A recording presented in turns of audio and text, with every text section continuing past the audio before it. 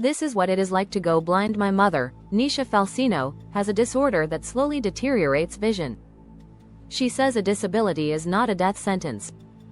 Olivia Falcigno was diagnosed with cone rod dystrophy, a genetic disorder that leads to a loss of vision. My mother, Olivia Falcigno, 61, was diagnosed in her early 30s with cone rod dystrophy, a rare, genetic eye disorder that slowly deteriorates vision. For much of her life, she lived as a sighted person with some limitations. But a rapid decline in her vision in the past 10 years now classifies her as legally blind with low vision. Over 50 million American adults 18 and older self-report having some vision loss. Of these, 3.89 million adults have a lot of trouble seeing, even when wearing glasses, and 340,000 cannot see at all, according to estimates from the 2022 National Health Interview Survey. Low vision is a chronic visual impairment that can't be corrected with glasses, contact lenses or medical treatments, according to Johns Hopkins Medicine. And many blind people can have low vision. Falcigno with her first car, which she got in 1987. While many may think of blindness as a complete loss of sight, the reality is that it exists across a wide spectrum, with most people still retaining some vision, reports the American Foundation for the Blind. Since my mother was no longer able to drive, she left her suburban home in Connecticut, where she had lived for 25 years and raised her children, to return to New York City. The grid system and her familiarity with the city made it an ideal place to live. "It's one of the only places I knew with my eyes closed," she said. Olivia presses an accessible pedestrian signal on the streets of New York City, New York. Falcigno uses an accessible pedestrian signal, APS, to cross streets. An APS helps communicate in a non-visual manner, such as with audible tones, speech messages and vibrating surfaces when to cross the street. Falcigno uses the end of her white cane to feel for the edge of the steps while going upstairs. Falcigno walks down a busy Manhattan street. This section of the sidewalk is difficult to navigate because of the crowds, signs and street markets that obstruct her path. Olivia's white cane hitting the pavement as she walks the streets of New York City, New York. She found support in rehabilitative services at the New York State Commission for the Blind, Lighthouse Guild and Visions. She learned to walk with a white cane and read Braille and trained in screen reader software such as Job Access with speech, JAWS, audio descriptions and voiceover.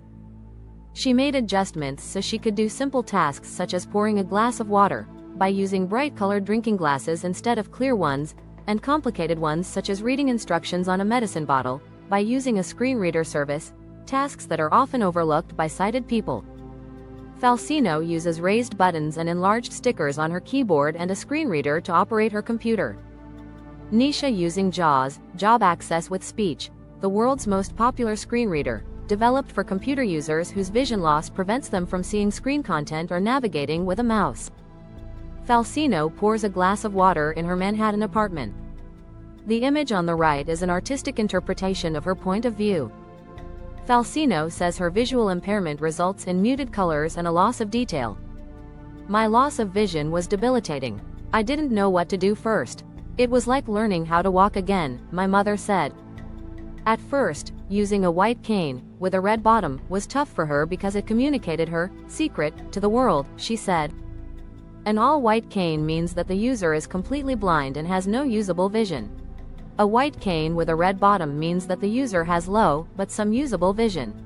A white and red striped cane means that the user is totally blind and/or deaf, according to the Central Association for the Blind and Visually Impaired. Then, my mother realized, it was a superpower.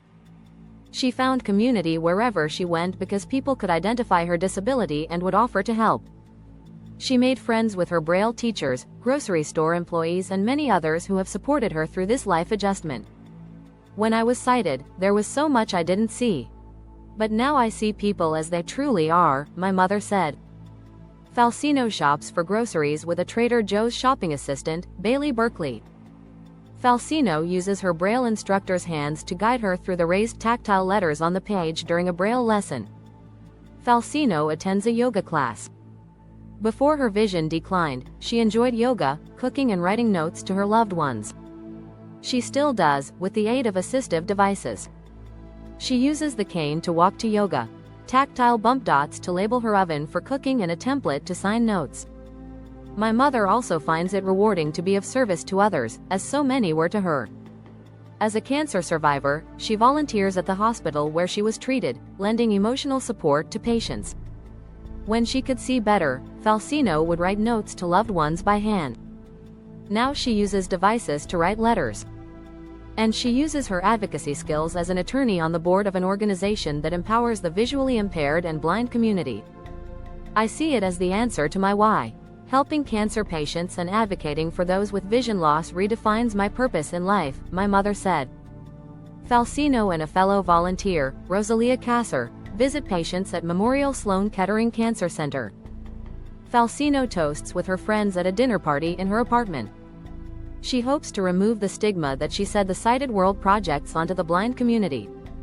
She wants to highlight the skills of disabled people and push back against the notion that a disability is a death sentence.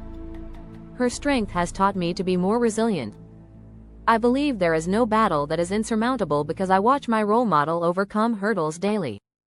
I've watched her fall and get back up, stronger every time. And often, when I walk into her house, I learn about a new gadget or tool she has discovered to help her perform her daily tasks.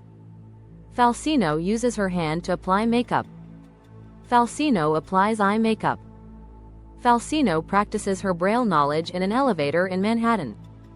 Since I was a child, I have been asking, how does she do that?